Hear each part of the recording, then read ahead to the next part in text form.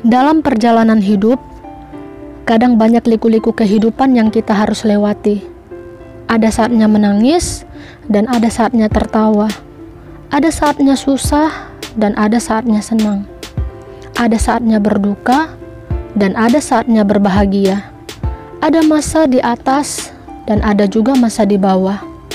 Bahkan ada masanya kita akan ditinggikan, bahkan ada juga masanya saat kita direndahkan.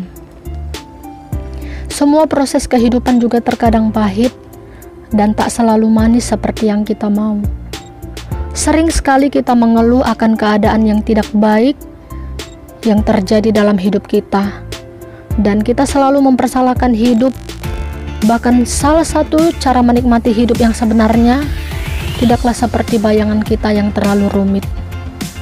Terkadang proses kehidupan adalah cara Tuhan mendewasakan setiap kita untuk mengerti akan hidup yang sesungguhnya, sehingga kita bisa mengerti bahwa tujuan yang sebenarnya adalah membawa kita perlahan-lahan kepada maksud Tuhan yang sesungguhnya terhadap kita sendiri.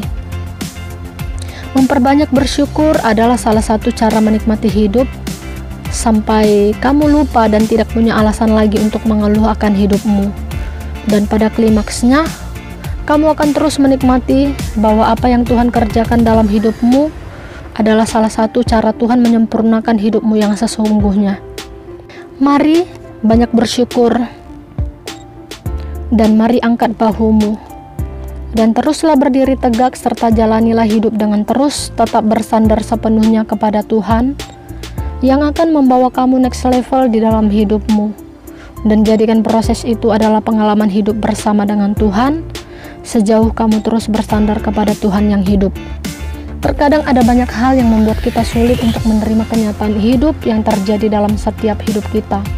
Terkadang kita mempunyai prinsip untuk tidak ingin ikut campur dalam kehidupan orang, bahkan tidak mau tahu peduli akan hidup orang dengan permasalahannya.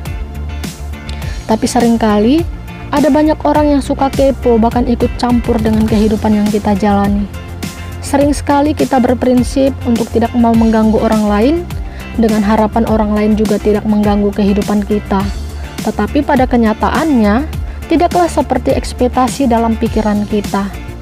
Dan terkadang, kita harus ubah cara pandang kita untuk sesuatu hal yang kita harapkan atas diri kita. Kita boleh memilih untuk menutup kedua telinga dengan tidak mendengarkan apa yang orang katakan terhadap kita. Yang kita rasa, hal itu akan membuat kita jauh lebih tidak bersemangat di dalam menjalani hidup. Dan kita boleh memilih untuk tidak melihat apa yang tidak perlu kita lihat dari hal yang merusak pikiran dan hati kita. Dan sebenarnya Tuhan menciptakan kita dengan kemampuan yang kita miliki di dalam setiap hidup kita. Karena kita juga perlu tahu bahwa hukum hidup adalah kita yang jalani, orang yang menilai, dan pada akhirnya ya Tuhan yang akan menentukan hidup kita itu. So jangan jadikan hidup itu seburuk dari apa yang kamu pikirkan. Dengan secara tidak sadar bahwa hati dan pikiranmu secara tidak langsung sedang mengalami virus perkataan yang tidak memberkati dari orang yang telah merangsang dan merasuk ke dalam pikiranmu. Sesungguhnya hidup itu terlalu indah ketika kita tahu menikmati hidup dengan cara bersyukur dan belajar bersahabat dengan hidup kita.